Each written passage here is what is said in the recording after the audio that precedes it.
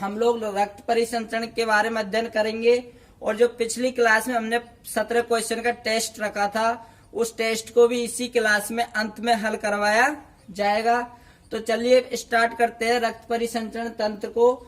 तो जो रक्त परिसंचरण तंत्र है, इसकी जो खोज हुई वह हुई 1628 में। कब हुई थी? सन 1628 में। और अगर इसके खोजकर्ता वैज्ञानिक की बात करें तो वह थे विलियम हार्वे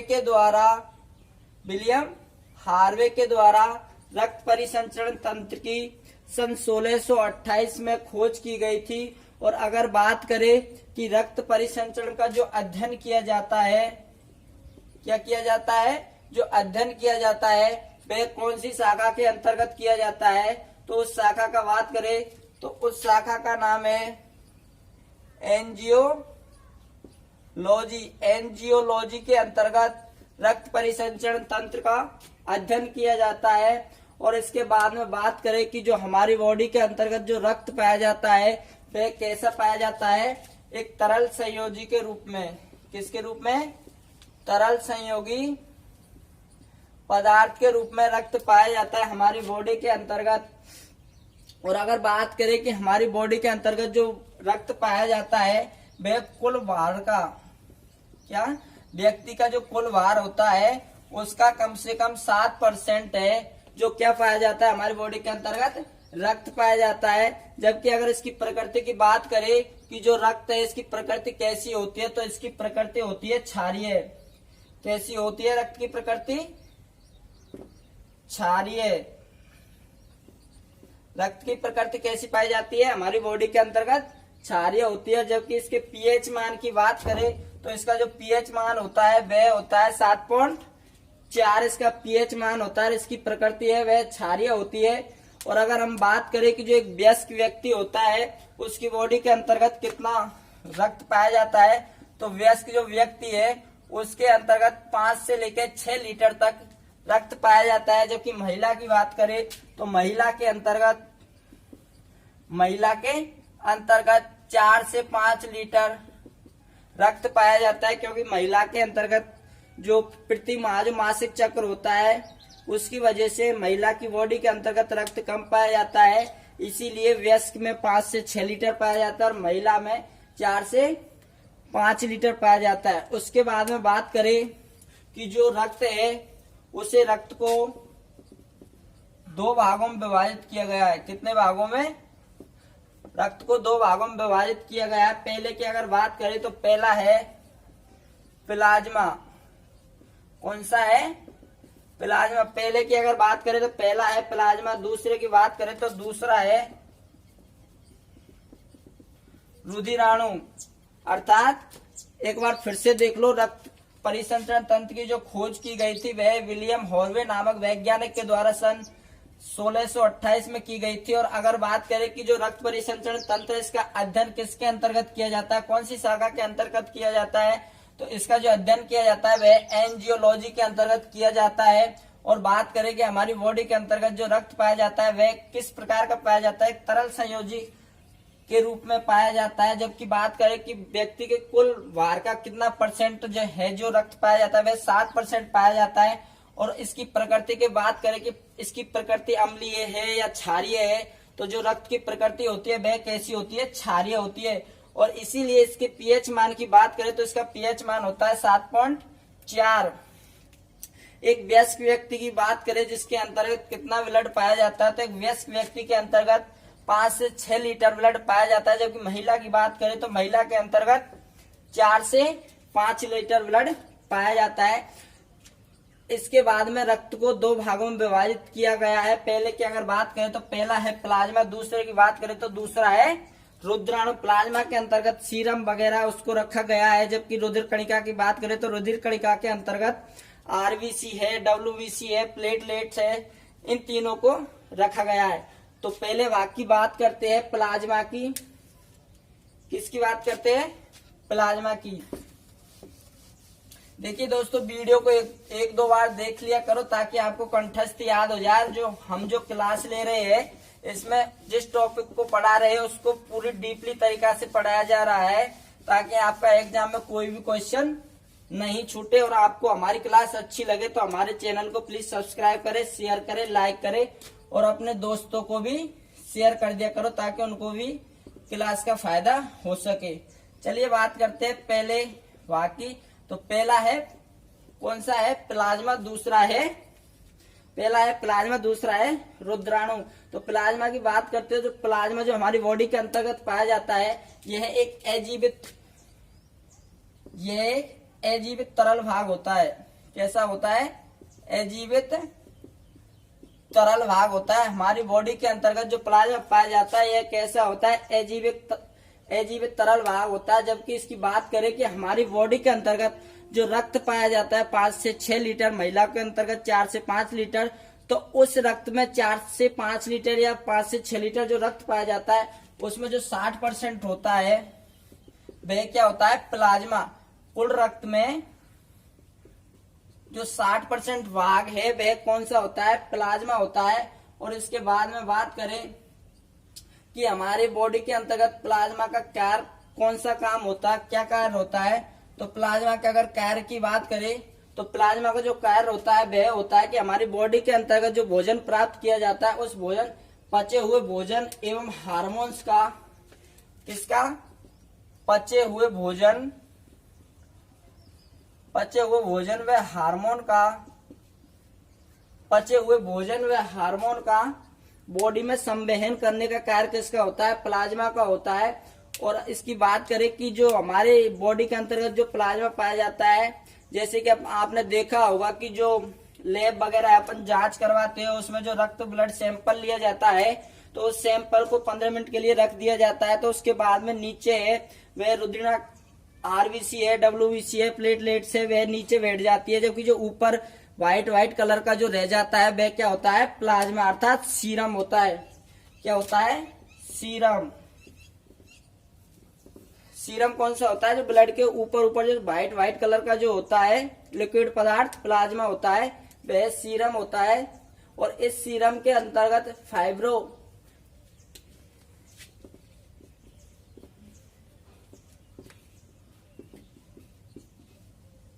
फाइब्रिनोजेन नामक एक प्रोटीन पाया जाता है सीरम के अंतर्गत। कौन सा प्रोटीन पाया जाता है? फाइब्रिनोजेन प्रोटीन पाया जाता है सीरम के अंतर्गत। तो ये था प्लाज्मा। प्लाज्मा कैसा पाया जाता है? हमारी बॉडी के अंतर्गत अजीवित तरल भाग के रूप में पाया जाता है। जबकि जो हमारी बॉडी के अंतर्गत जो कुल रक्त पाया जाता है, उसका 60% कौन होता है? प्लाज्मा होता है। अगर प्लाज्मा के कार्य की बात करें तो प्लाज्मा का कार्य होता है कि हमारी बॉडी के अंतर्गत जो प्राप्त किया हुआ भोजन है, उसको पचने के बाद में वे हार्मोन्स को बॉडी में संवहन करने का कार्य किसका होता है? प्लाज्मा का होता है। प्लाज्मा जो होता है वह रक्त में जो सीरम होता है वह प्लाज्मा होता है। और सीरम के अंतर्गत फाइब्रिनोजेन नामक एक प्रोटीन पाया जाता है।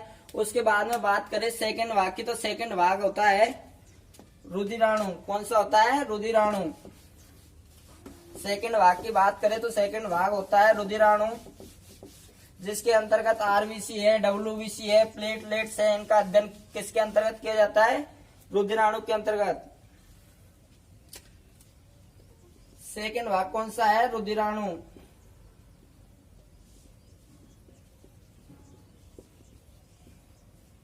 रुधिराणु के अंतर्गत किस किस का अध्ययन किया जाता है? आरबीसी है, डब्ल्यूबीसी है, प्लेटलेट्स है, इसका अध्ययन रुधिराणु के अंतर्गत किया जाता है। तो रुधिराणु है, यह जो हमारे कुल रक्त का 40% है जो रुधिराणु पाए जाते हैं। जबकि 60% मैंने अभी बताया था कि 60% है वह प्लाज्मा पाया जाता है कुल रक्त का। जबकि 40% की बात करें तो रुधिराणु है, यह कुल रक्त का 40% पाया जाता है। इसीलिए रुधिराणु को 3 भागों में विभाजित किया गया है। कितने भागों में? 3 भागों में विभाजित किया है। तीनों भागों की बात करें तो पहला है आरबीसी है, दूसरा है डब्ल्यूबीसी है और तीसरे की अगर बात करें तो तीसरा है प्लेटलेट्स। इन 3 भागों में विभाजित किया गया है। पहले की अगर बात करें तो पहला है आरबीसी, जिसे फुल फॉर्म की बात करें तो आरबीसी की जो फुल फॉर्म होती है वह होती है रेड ब्लड कार्पल्स, अर्थात लाल रक्त कणिकाएं। के नाम से जाना जाता है आरबीसी को। आरबीसी को एक अन्य नाम से भी जाना जाता है, एरिथ्रोसाइट के नाम से भी आरबीसी को जाना जाता है, अर्थात लाल रक्त कणिकाओं को एरिथ्रोसाइटिस के नाम से भी जाना जाता है।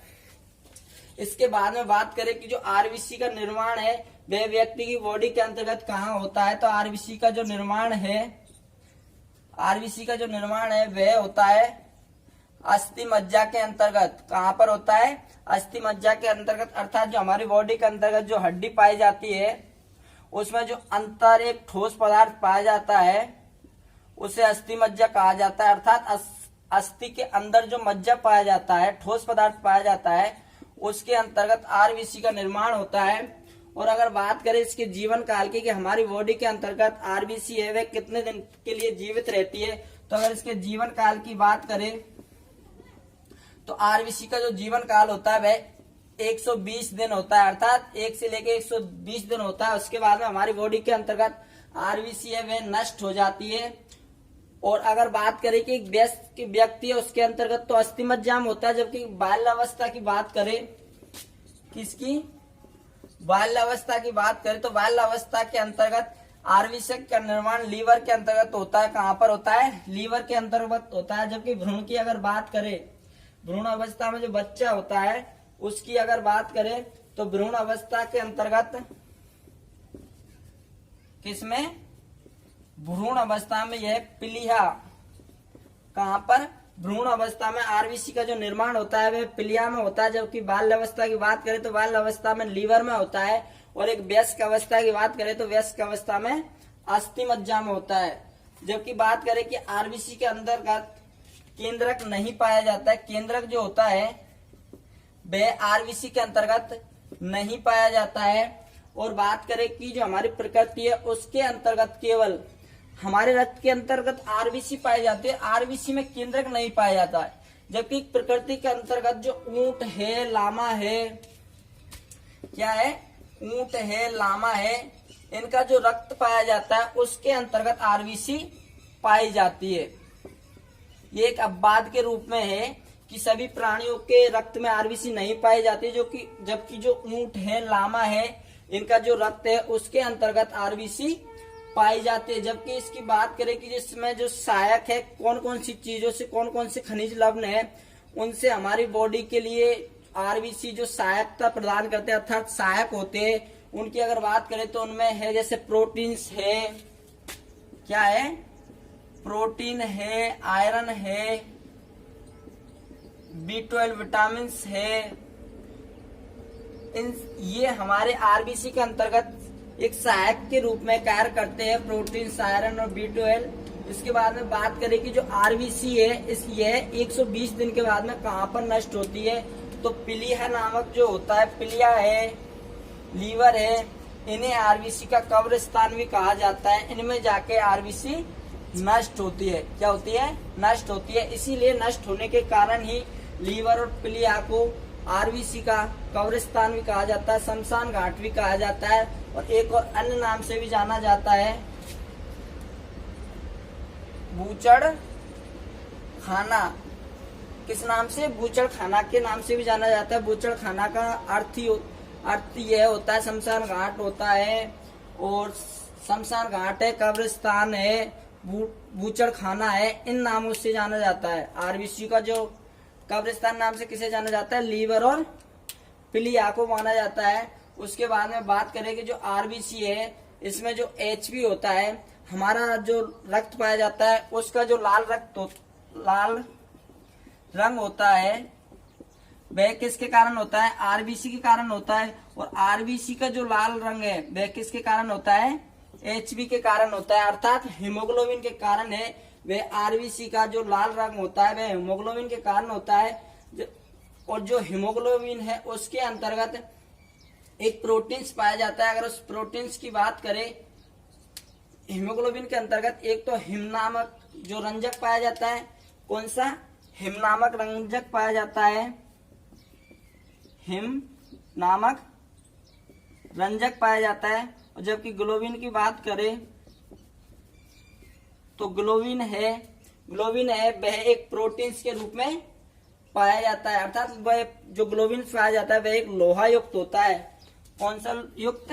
लोहा युक्त होता है। हिम तो होता है रंजक के रूप में। जब तक ग्लोबिन की बात करें तो ग्लोबिन एक लोहा के रूप में पाया जाता है, प्रोटीन्स के रूप में पाया जाता है हीमोग्लोबिन। उसके बाद में बात करें कि हमारी बॉडी के अंतर्गत जो हीमोग्लोबिन है इसका जो कार्य कौन सा होता है, जो हीमोग्लोबिन है इसका जो कार्य होता है वह ऑक्सीजन और कार्बन डाइऑक्साइड के संयोग से Hb का निर्माण होता है। और अगर आरबीसी के कार्य की बात करें कि हमारी बॉडी के अंतर्गत जो आरबीसी है इसका कौन सा कार्य होता है, तो आरबीसी का जो कार्य होता है वह हमारी शरीर की जो प्रत्येक कोशिका है, शरीर की जो प्रत्येक कोशिका है उन प्रत्येक कोशिकाओं में O2 का पहुंचाने का जो कार्य किया जाता है, अर्थात ऑक्सीजन को जो पहुंचाने का कार्य किया जाता है वह किसके द्वारा किया जाता है?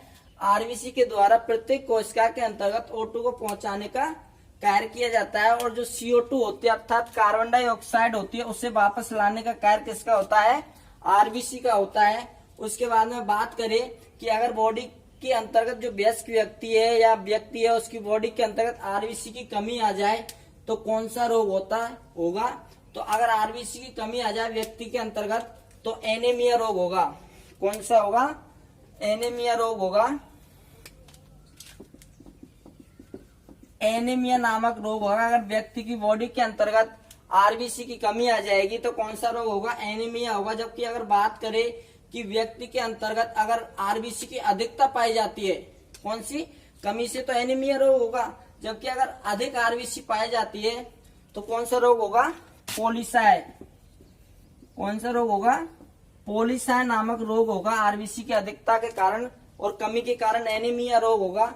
उसके बाद में बात करते हैं कि जब व्यक्ति सोता है रात को या दिन में तो सोते समय तो आरबीसी कितना 5% बढ़ जाती है। सोते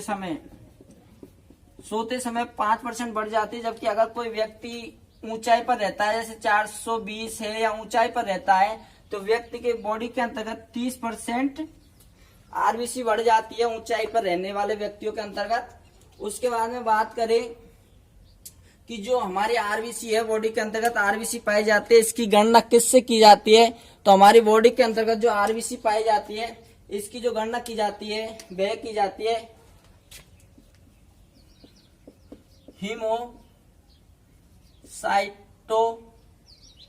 साइटोमीटर से आरबीसी की गणना की जाती है। आरबीसी को मापा जाता है हीमोसाइटोमीटर से आरबीसी को मापा जाता है। जबकि बात करें कि हमारी बॉडी के अंतर्गत जो कुल रक्त पाया जाता है उसमें कितना % आरबीसी पाई जाती है? जो कुल रक्त है उसके अंतर्गत 99% आरबीसी पाई जाती है। जबकि 1% के अंतर्गत डब्ल्यूबीसी प्लेटलेट्स पाई जाती है। कितने % पाई जाती है? आरबीसी 99% पाई जाती है। इसीलिए अगर हम बात करें कि जैसे आरबीसी है और डब्ल्यूबीसी है इनके अगर अनुपात की बात करें तो इनका जो अनुपात होता है वह होता है 1:600:1 होता है। अर्थात आरबीसी पाई जाती है वह 99% पाई जाती है जबकि डब्ल्यूबीसी और प्लेटलेट्स है वह 1% पाई जाती है। इसीलिए इनका अनुपात 600:1 होता है। उसके बाद में बात करें कि जो पिलिया है मानव बॉडी के अंतर्गत उसे मानव बॉडी का ब्लड बैंक भी कहा जाता है। जहां पर जो आरबीसी जाकर नष्ट होती है उसे मानव बॉडी का ब्लड बैंक भी कहा जाता है। क्या कहा जाता है? ब्लड बैंक के नाम से भी जाना जाता है पिलिया को। मानव बॉडी का ब्लड बैंक के नाम से किसको जाना जाता है? पिलिया को जाना जाता है। अगर हम बात करें कि हमारी बॉडी के अंतर्गत जो सबसे बड़ी जो आरबीसी होती है वह किसमें होती है? तो जो व्यक्ति की बॉडी है या प्रकृति के अंतर्गत जो सबसे बड़ी जो आरबीसी होती है कौन सी होती है? सबसे बड़ी जो आरबीसी होती है वह होती है एक मेंढक। जो मेंढक पाए जाते हैं उनका जो ग्रुप है उसमें एंथ्वा नामक एक मेंढक पाया जाता है उनकी प्रजाति में, उसके अंतर्गत सबसे बड़ी आरबीसी पाई जाती है। और अगर छोटी की बात करें तो जो छोटी होती है सबसे छोटी जो आरबीसी होती है वह होती है मृग की। किसकी? मृग की है, वह सबसे छोटी आरबीसी होती है। जबकि बड़ी की बात करें तो वह होती है इन्फीयूमा की। और इसके आकार की बात करें तो इसका आकार होता है 75 75 माइक्रोमीटर। कितना होता है 75 माइक्रोमीटर। और छोटे की बात करें तो छोटा होता है 7.2 माइक्रोमीटर होता है। इनका आकार कितना होता है, छोटे का तो 7.2 होता है, बड़े का होता है 75। इसके बाद में सेकंड भाग की बात करते हैं। पहला था आरबीसी, दूसरा है डब्ल्यूबीसी। कौन सा है, डब्ल्यूबीसी। दूसरा भाग है डब्ल्यूबीसी। उसके बाद में बात करते हैं रुद्राणु का जो सेकंड भाग है। पहला था आरबीसी, दूसरा है डब्ल्यूबीसी। तो डब्ल्यूबीसी की बात करें तो डब्ल्यूबीसी को व्हाइट ब्लड कार्पल्स के नाम से जाना जाता है, अर्थात स्वस्थ रक्त कणिकाएं, श्वेत रक्त कणिकाएं के नाम से किसे जाना जाता है, डब्ल्यूबीसी को जाना जाता है। इसके अन्य नाम की बात करें तो इसे ल्यूकोसाइट के नाम से भी जाना जाता है। डब्ल्यूबीसी को किस नाम से जाना जाता है, ल्यूकोसाइटिस के नाम से भी जाना जाता है। इसके आकार और रचना की बात करें कि हमारी बॉडी के अंतर्गत जो डब्ल्यूबीसी पाई जाती है उसका आकार और रचना कैसी होती है, तो आकार व रचना की बात करें तो इसका जो आकार और रचना होता है वह अमीबा के समान होता है। किसके समान होता है, अमीबा के समान होता है। डब्ल्यूबीसी का जो आकार और रचना है वह किसके समान होता है, अमीबा के समान होता है। और बात करें कि जो आरबीसी है उसके अंतर्गत तो केंद्रक नहीं पाया जाता, जबकि डब्ल्यूबीसी के अंतर्गत केंद्रक पाया जाता है, केंद्रक पाया जाता है। और आरबीसी के अंतर्गत नहीं होता था, जबकि डब्ल्यूबीसी के अंतर्गत केंद्रक पाया जाता है। और इसके निर्माण की बात करें तो इसका निर्माण भी कहां पर होता है, अस्थि मज्जा में। अर्थात डब्ल्यूबीसी है, प्लेटलेट्स है, आरबीसी है, इन सभी का निर्माण कहां पर होता है, अस्थि मज्जा में होता है। और जो आरबीसी है उसके बाल अवस्था जो बच्चे में होता था वो बता दिया गया है। डब्ल्यूबीसी का जो निर्माण है वह कहां पर होता है, अस्थि मज्जा के अंतर्गत होता है। इसके अगर जीवन काल की बात करें तो जो इसका जीवन काल है वह है 13 से 20 दिन। 13 से 20 दिन के बाद में डब्ल्यूबीसी है वह नष्ट हो जाती है, रक्त में जाकर नष्ट हो जाती है। तो हमारी बॉडी के अंतर्गत जो डब्ल्यूबीसी है वह कितने दिनों तक जीवित रहती है, 13 से लेकर 20 दिनों के लिए जीवित रहती है। और अगर बात करें कि हमारी शरीर के अंतर्गत कितनी डब्ल्यूबीसी पाई जाती है, तो हमारे शरीर के अंतर्गत 4 से लेकर 11,000 डब्ल्यूबीसी पाई जाती है। 4,000 से लेकर 11,000 तक डब्ल्यूबीसी पाई जाती है। और अगर इसके कार्य की बात करें कि हमारी बॉडी के अंतर्गत जो डब्ल्यूबीसी पाई जाती है इसका जो कार्य होता है वह होता है रोगों से जो संक्रमण होता है, संक्रमण है, रोग है, उनसे जो लड़ने की क्षमता है वह कौन करता है, डब्ल्यूबीसी के द्वारा। रोग है, संक्रमण है, उनसे लड़ने का कार्य किया जाता है किसके द्वारा, डब्ल्यूबीसी के द्वारा किया जाता है। अगर व्यक्ति की बॉडी है उसके अंतर्गत डब्ल्यूबीसी बढ़ जाती है तो उसे ब्लड कैंसर हो जाता है। अर्थात ब्लड कैंसर किसके कारण होता है, डब्ल्यूबीसी के कारण ब्लड कैंसर होता है। किसके कारण होता है ब्लड कैंसर, डब्ल्यूबीसी के कारण व्यक्ति की बॉडी के अंतर्गत ब्लड कैंसर हो जाता है। और बात करें कि मानव बॉडी के अंतर्गत सबसे बड़ी जो डब्ल्यूबीसी पाई जाती है वह कौन सी पाई जाती है, तो जो सबसे बड़ी जो डब्ल्यूबीसी पाई जाती है और सबसे छोटी डब्ल्यूबीसी, सबसे बड़ी डब्ल्यूबीसी सबसे छोटी डब्ल्यूबीसी की अगर बात करें तो मानव बॉडी के अंतर्गत जो सबसे बड़ी डब्ल्यूबीसी पाई जाती है वह कौन सी पाई जाती है, मोनोसाइट। कौन सी, मोनोसाइट। और अगर छोटी की बात करें तो छोटी पाई जाती है लिम्फोसाइट। कौन सी, सबसे बड़ी डब्ल्यूबीसी कौन सी है, मोनोसाइट। अगर छोटी की बात करें तो छोटी है लिम्फोसाइट। इसी के आधार पर डब्ल्यूबीसी को 2 भागों में विभाजित किया गया। कितने भागों में, 2 भागों में विभाजित किया गया है, जिसमें पहला है कणिकाएं और दूसरा है एकणिकाएं। अगर कणिकाएं की बात करें तो कणिकाओं के अंतर्गत कितने भागों में विभाजित किया गया है, 2 भागों में विभाजित किया गया है। पहले की अगर बात करें तो पहला है कणिकाएं और दूसरा है कणिकाएं। कौन कौन सा है, एकणिकाय और कणिकाय। कणिकाय के अंतर्गत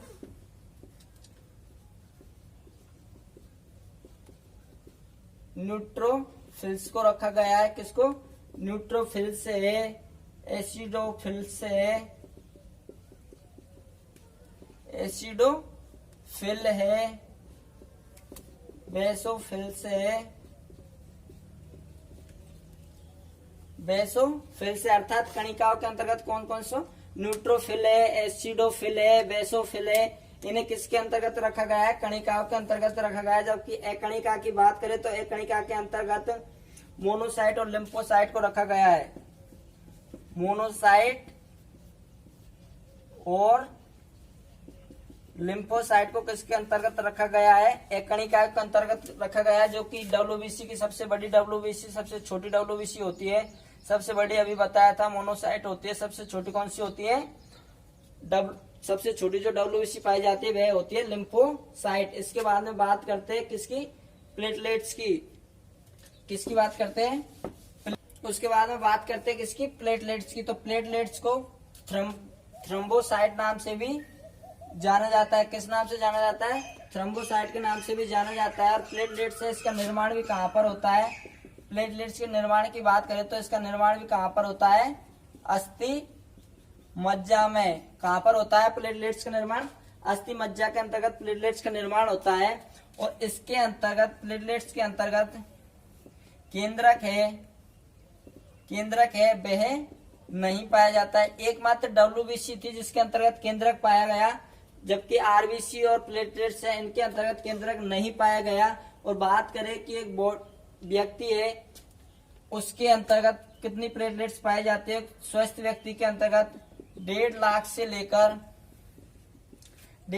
लेकर 4-4.5 लाख प्लेटलेट्स पाई जाती है। और अगर इसके जीवन काल की बात करें कि हमारी बॉडी के अंतर्गत प्लेटलेट्स है वह कितने दिनों के लिए जीवित रहती है, अगर इसके जीवन काल की बात करें तो प्लेटलेट्स का जो जीवन काल होता है वह होता है 8 से 11 दिन। 8 से 11 दिन के बाद में प्लेटलेट्स नष्ट हो जाती है। तो ये हमारी बॉडी के अंतर्गत 8 से लेकर 11 दिनों तक ही जीवित रहती है। अगर इसकी बात करें कि हमारी बॉडी के अंतर्गत जो प्लेटलेट्स का जो कार्य होता है, ये क्या कार्य करते हैं हमारी बॉडी के अंतर्गत, रक्त का थक्का बनाने का कार्य कौन करती है, प्लेटलेट्स हमारी बॉडी के अंतर्गत जो रक्त पाया जाता है उसमें जो थक्का बनाने का कार्य है वह कौन करती है, प्लेटलेट्स करती है। इसीलिए जो कि हमारी बॉडी के अंतर्गत जो डेंगू बुखार हो जाता है, कौन सा, डेंगू जो बुखार हो जाता है उसके अंतर्गत प्लेटलेट्स कम पड़ जाते हैं। अर्थात डेंगू बुखार के अंतर्गत व्यक्ति का रक्त का थक्का नहीं बन पाता है और उसकी प्लेटलेट्स है वह कम हो जाती है, अर्थात उसे ब्लीडिंग होने का चांस होता है, अर्थात रक्त बहने का चांस होता है। उसके बाद में बात करें कि जो प्लेटलेट्स है जो ये नष्ट होती है 8 से लेकर 14 दिन 11 दिन के बाद में नष्ट हो जाती है। तो इसे नष्ट कहाँ पर होती है, पिलिया में, अर्थात पिलिया को प्लेटलेट्स का कब्रिस्तान, शमशान घाट के नाम से भी जाना जाता है। जबकि हम बात करें कि हमारी प्रकृति के अंतर्गत केवल जो मनुष्य है वह स्तनधारी है, उनके अंतर्गत ही प्लेटलेट्स पाई जाती है। किसके अंतर्गत, मनुष्य व स्तनधारियों के अंतर्गत, स्तनधारियों के अंतर्गत ही प्लेटलेट्स पाई जाती है। और इसका जीवन काल है वह कितना होता है, 8 से लेकर 11 दिन होता है। और स्वस्थ व्यक्ति के अंतर्गत 1.5 से लेकर 4.5 लाख प्लेटलेट्स पाई जाती है। और इसमें केंद्रक नहीं पाया जाता है। इसका निर्माण कहाँ पर होता है, अस्थि मज्जा में होता है। कब्रिस्तान इसका पिलिया होता है और इसका कार्य होता है रक्त में थक्का। ये था हमारा रक्त परिसंचरण वाला पार्ट, जिसके अंतर्गत हमने रक्त परिसंचरण के बारे में अध्ययन किया, कब इसकी खोज हुई, कब इसका अध्ययन कौन सा है, किसके अंतर्गत अध्ययन किया जाता है, कितने भागों में रक्त परिसंचरण तंत्र को बांटा गया है, आरबीसी है, डब्ल्यूबीसी है, प्लेटलेट्स है, प्लाज्मा है, उनका अध्ययन किया। इसके बाद में जो हमारी पिछली क्लास थी उसमें जो 17 क्वेश्चन का जो टेस्ट दिया गया था, 17 क्वेश्चन का जो टेस्ट दिया गया था उसको हल करवाएंगे। इसके बाद में जो हमारी अगली क्लास होगी उसमें हम ब्लड ग्रुप के बारे में अध्ययन करेंगे विस्तार पूर्वक कि ब्लड ग्रुप की खोज कब हुई, कहाँ पर हुई, किस में की गई थी, कौन कौन से ब्लड ग्रुप है, कौन कौन से एंटीजन पाए जाते हैं उनके बारे में अध्ययन करेंगे अगली क्लास में। तो चलिए टेस्ट को हल करते हैं। पिछली क्लास का जो हमारा टेस्ट था उसमें जो 17 क्वेश्चन दिए गए थे उनको हल करते हैं। तो पिछली क्लास में जो क्वेश्चन दिए गए थे उसमें जो पहला क्वेश्चन था वह था, पहला क्वेश्चन क्या था? पहला क्वेश्चन था कि मानव शरीर को सर्वाधिक ऊर्जा किससे प्राप्त होती है? किससे प्राप्त होती है? मानव शरीर को सर्वाधिक ऊर्जा जो प्राप्त होती है वह होती है कार्बोहाइड्रेट से। किससे? कार्बोहाइड्रेट से। इसका सही आंसर होगा वह होगा ऑप्शन डी। उसके बाद में सेकंड क्वेश्चन की बात करें तो सेकंड क्वेश्चन है वह कि कार्बोहाइड्रेट की सर्वाधिक मात्रा किसमें होती है? जो सर्वाधिक मात्रा है वह कार्बोहाइड्रेट किसमें होती है? चावल में होती है। तो इसका भी जो सेकंड क्वेश्चन है उसका भी आंसर कौन सा होगा? डी होगा। उसके बाद में बात करते हैं तीसरे क्वेश्चन की। तो तीसरा क्वेश्चन था कि विटामिन शब्द किसने प्रतिपादित किया था? तो विटामिन शब्द जो दिया गया था पिछली क्लास में हमने विटामिन पढ़ाया, उसमें बताया था कि विटामिन शब्द किसके द्वारा दिया गया? कैसिमर फंक के द्वारा। तो अर्थात तीसरे क्वेश्चन का आंसर होगा ऑप्शन सी। उसके बाद में चौथे की बात करते हैं। चौथा है कार्बोहाइड्रेट की मूल इकाई होती है। कार्बोहाइड्रेट की जो मूल इकाई होती है वह कौन सी होती है? शर्करा। कौन सी होती है? शर्करा। तो इसका चौथे का जो राइट आंसर होगा वह होगा ऑप्शन ए।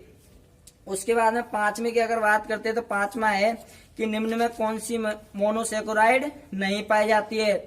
जो हमने जो कार्बोहाइड्रेट पढ़ाया उसमें जो मोनोसेक्राइड पढ़ाया तो कौन से मोनोसेक्राइड नहीं है? तो इसका जो राइट आंसर होगा वह होगा लैक्टोज। अर्थात सी ऑप्शन के अंतर्गत लैक्टोज है। तो इसका राइट आंसर होगा लैक्टोज। छठे की अगर बात करते हैं तो छठे में है अतिरिक्त वसा कौन से ऊतकों में जमा होने लगती है? किसके अंतर्गत? अतिरिक्त वसा कौन से ऊतकों के अंतर्गत जमा होने लगती है? तो इसका जो सही आंसर होगा वह होगा एडिपोज ऊतक। अर्थात ऑप्शन बी। क्या होगा? Option B.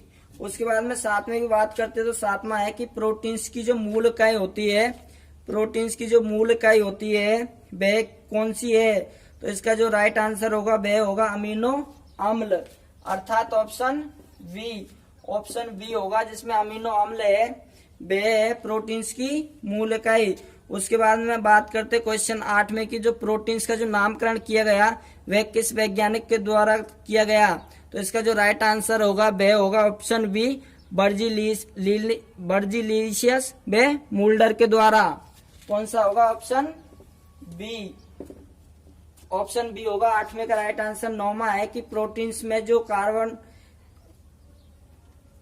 हाइड्रोजन है, ऑक्सीजन है, इसमें कौन सा तत्व मौजूद होता है? तो 9वें का जो राइट आंसर होगा वह होगा नाइट्रोजन। अर्थात सी। कौन सा होगा? नाइट्रोजन। अर्थात सी। उसके बाद में 10वें क्वेश्चन की बात करते हैं तो 10वां क्वेश्चन है कि किस शैवाल को अंतरिक्ष यात्रियों का भोजन कहा जाता है? किस शैवाल को अंतरिक्ष यात्रियों का भोजन कहा जाता है? तो इसका जो राइट आंसर होगा वह होगा कोलोरेला। क्या होगा? कोलोरेला। अर्थात ऑप्शन सी होगा। अगले क्वेश्चन की बात करते हैं। अगला क्वेश्चन है कि किस शैवाल में प्रोटीन्स की मात्रा सर्वाधिक होती है? किस शैवाल के अंतर्गत प्रोटीन्स की मात्रा अधिक होती है? तो वह कौन सा होगा? कोलोरेला। क्या होगा? कोलोरेला। तो अर्थात ऑप्शन ए। उसके बाद में 12वें क्वेश्चन की बात करते हैं तो 12वां क्वेश्चन है कि प्रोटीन संगठन में कुल कितने अमीनो अम्लों को सक्रिय रूप से भूमिका निभाते हैं? कितने हैं? Option B. अर्थात 20। 12वें का जो राइट आंसर होगा वह होगा ऑप्शन बी। अर्थात 20। उसके बाद में 13वें की बात करते हो। 13वां है कि विटामिन डी की कमी से, इसको ध्यान से देखिए कि विटामिन डी की कमी से वयस्क व्यक्ति में होने वाला रोग।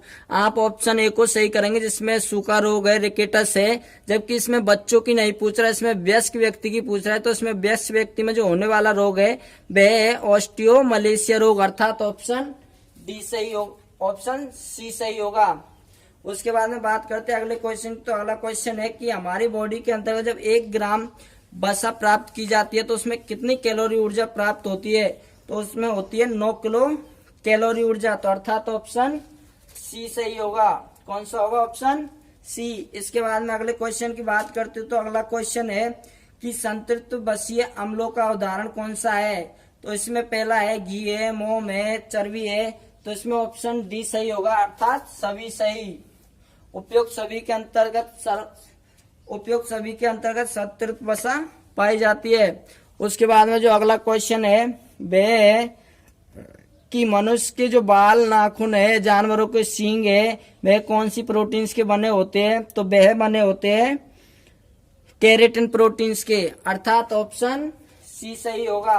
16वां जो हमारा क्वेश्चन है उसका ऑप्शन सी सही होगा। उसके बाद में जो 17वां क्वेश्चन है कि सर्वप्रथम विटामिन की खोज किसने की थी? सर्वप्रथम विटामिन की खोज, कौन सी विटामिन की खोज हुई थी सर्वप्रथम? तो इसमें जो होगा वह होगा ऑप्शन बी, अर्थात सी विटामिन की सर्वप्रथम खोज हुई थी। उसके बाद में अन्य विटामिन की खोज हुई थी। उसके बाद में जो 18वां क्वेश्चन है कि किस विटामिन की कमी से पेशियों में थकान व शीतलता आती है? तो कौन सी विटामिन की कमी से? विटामिन B2 की कमी से, तो अर्थात ऑप्शन डी। ये थे हमारी पिछली क्लास के टेस्ट सीरीज के क्वेश्चन। उसके बाद में अगली जो क्लास होगी उसमें ब्लड ग्रुप के बारे में अध्ययन करेंगे। ओके।